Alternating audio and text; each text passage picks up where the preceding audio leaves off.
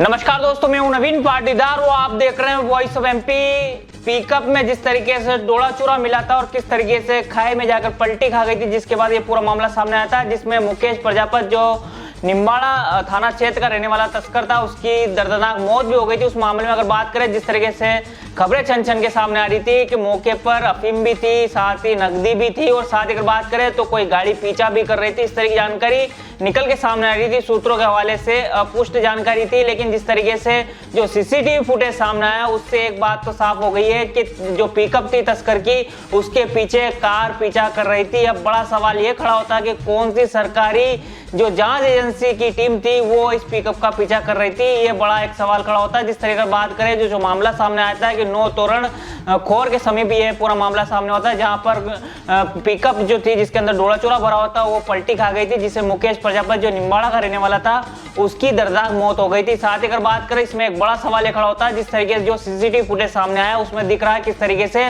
जो पिकअप है उसके पीछे एक क्रेटा कार जो व्हाइट कलर की दिख रही है, काले कांच दिख रहे हैं, वो तेजी से उसका पीछा करती हुई दिख रही है। आखिर ये सवाल ये खड़ा होता है कि आखिर कौन सी वो जांच टीम थी सरकारी जो इस पिकअप का पीछा कर रही थी, और किस तरीके से जब ये दर्दनाक हादसा हुआ था तो उस वक्त क्या पिकअप वहां मौजूद थी? अगर मौजूद थी तो उसका फर्ज बनता है कि उसको दर्दनाक जो हादसा हुआ, जिस तरीके से चालक था उसको वहां से निकाला जाए, पूरे मामले की जांच की जाए। लेकिन ये पूरा मामला खोर में सामने आया था, जिसके बाद नया गांव पुलिस ने जो है इस पर मामला दर्ज किया था। उसके बाद जेसीबी और जो केन मशीन थी उसके सहायता से ड्राइवर को निकाला गया था, और उसके बाद जो है डोला चूरा जब्त किया गया था। साथ ही अपुष्ट जानकारी जिस तरीके से जो निकल के सामने आ रही है, जो बार बार हम कह रहे थे कि 11:30 के बीच का ये मामला था, और जिस तरीके से जो सीसीटीवी फुटेज सामने आया उसमें टाइम भी आप देख पा रहे होंगे, तारीख भी आप देख पा रहे होंगे, किस तरीके से 11:30 बजे का यह पूरा मामला है, जब पिकअप के पीछे एक क्रेटा कार जो है पीछा कर रही है, जो जांच एजेंसियों के लिए बड़ा सवाल खड़ा होता है। साथ ही नीमच पुलिस अधीक्षक जिस तरीके से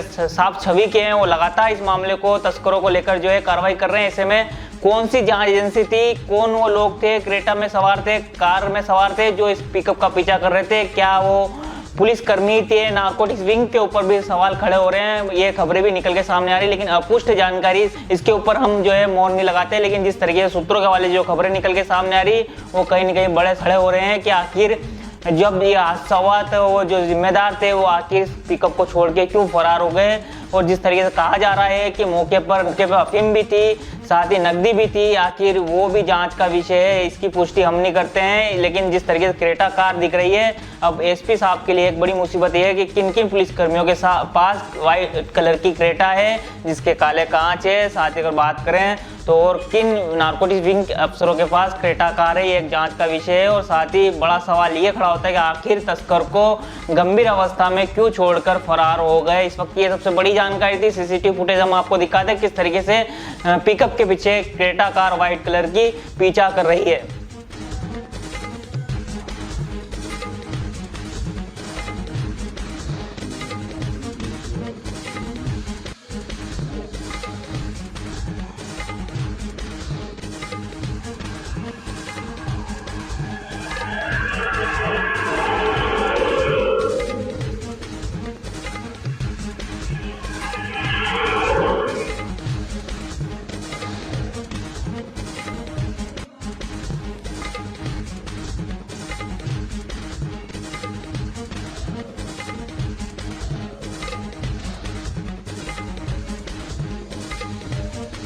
देश के चोटी के बिल्डर्स आज ले रहे हैं बापजी एएससी ब्लॉक।